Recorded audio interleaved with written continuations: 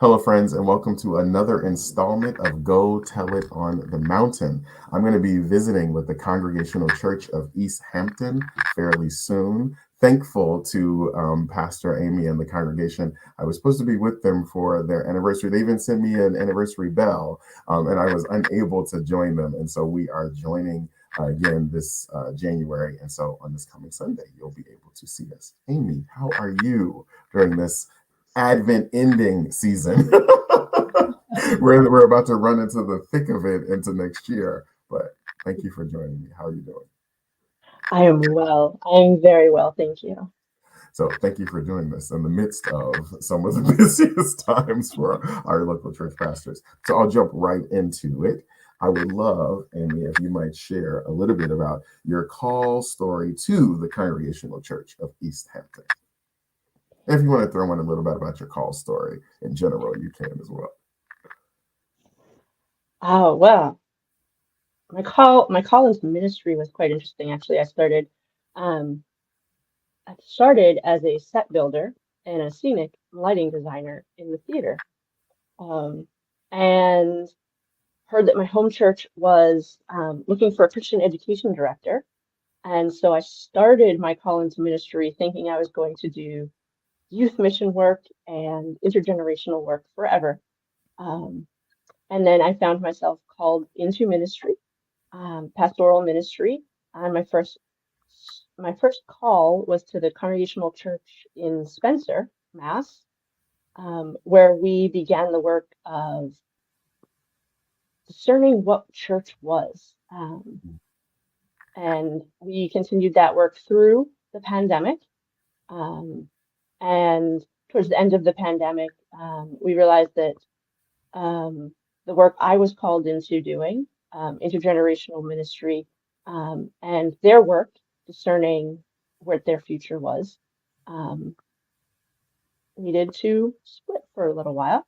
And it was a beautiful moment for all of us because they really discerned who they were. And I found a call to the Congregational Church of East Hampton, where we are doing amazing things, um, working toward intergenerational worship and Mm, community building. mm. Thank you for that. You said, I'm going to lean in on the first thing. One of the things I've been saying to our churches is I think a growing church is an intergenerational church.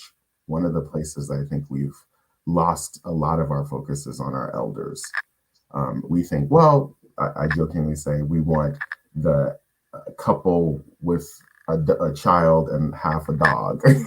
Like it's like if they have this matrix, then that's the growing point. But often, as I've talked to some of those members of our churches, they're strapped from childcare to their full-time job to everything else, so they can just get to church on Sunday if they can do that.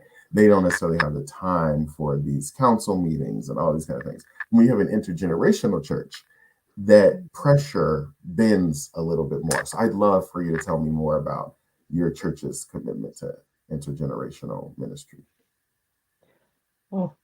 Well, my church's commitment to intergenerational worship and ministry is kind of embedded in them.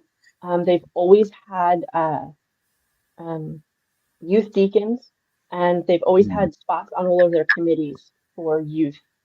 Um, and me coming in helped them to understand that those pieces can be integrated into the full life of the church.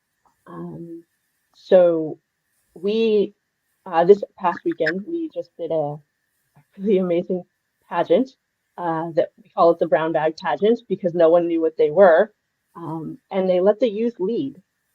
And at the end of the service, everyone was up on the chancel. Everyone was dressed in whatever they found in their brown paper bag.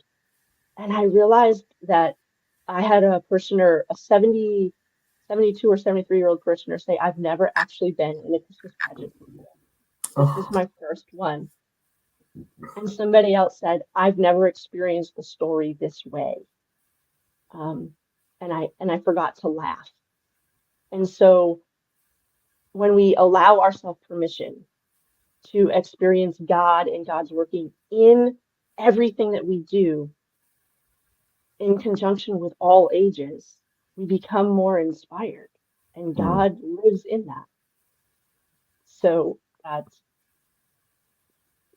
that is where I find ministry, and I find that the people that are just so burnt out find energy to do the one more thing, and then the one more thing, and the church just becomes inspired to be whatever God is calling it to be. mm.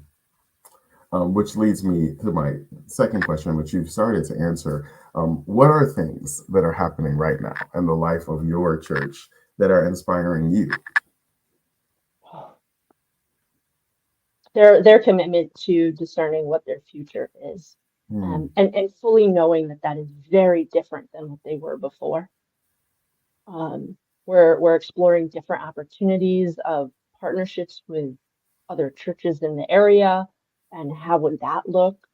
Um, what does it mean to let let yourself have permission to mess up every once in a while, or just let the Holy Spirit move you in a moment? And they're just so excited to do that. mm. So that is currently where I am finding the most energy here. It's this unknown possibility. It's so much fun.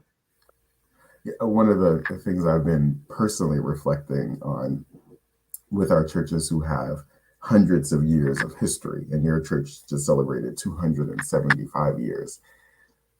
The reality is, a new thing has been happening in these churches over and over and over again.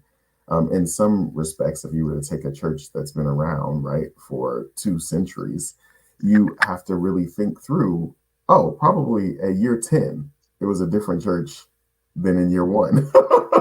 Like, if you think about the time period 275 years ago, the church's 100th anniversary, right, which neither of us was alive or thought of 175 years ago when that occurred, is a dramatically different church than even it was at its 200th. Hmm.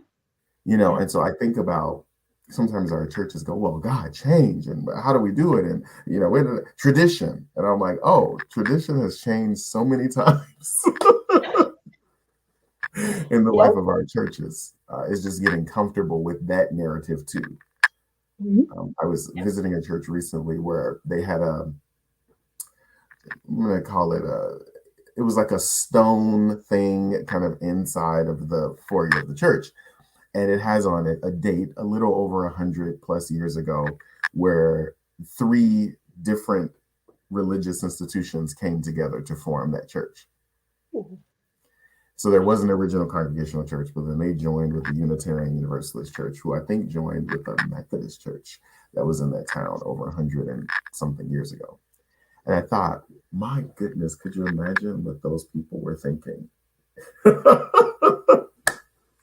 When Yeah. someone came up with the idea that maybe we should merge. Like, we're not we're not Methodist, we're not Congregational. Like, and Right. somehow I It was able worked. to visit that church. You Mhm. know, 100 years later, something about that, and that church is now discerning its next shift. So anyway, I say all that to say blessings to you and your community as you think about what that shift is Mm. and how you welcome it. Hmm. Yeah. My final God is doing question, beautiful things here. right, right. My final question is, so how can people join us on Sunday in worship? Oh. So on our website, um, which we can post, you can find a link to our YouTube channel, and we stream live to our YouTube channel, and we also will later post a pre-recorded video, well, the live stream video on our Facebook page. Perfect. So, friends, please, I'm going to ask you to consider joining us this coming Sunday. The Southern New England Conference has a commitment. We have established this website, and we're going to be doing more digital presence at findhopenow.org. And I think if you were to join us on Sunday, you will get just another of the many examples in the Southern New England Conference where hope is truly abiding and light is ever present. So thank you so much, Pastor. I can't wait to Thank be in you. worship with you this weekend and hope some of you will tune in and join us as well.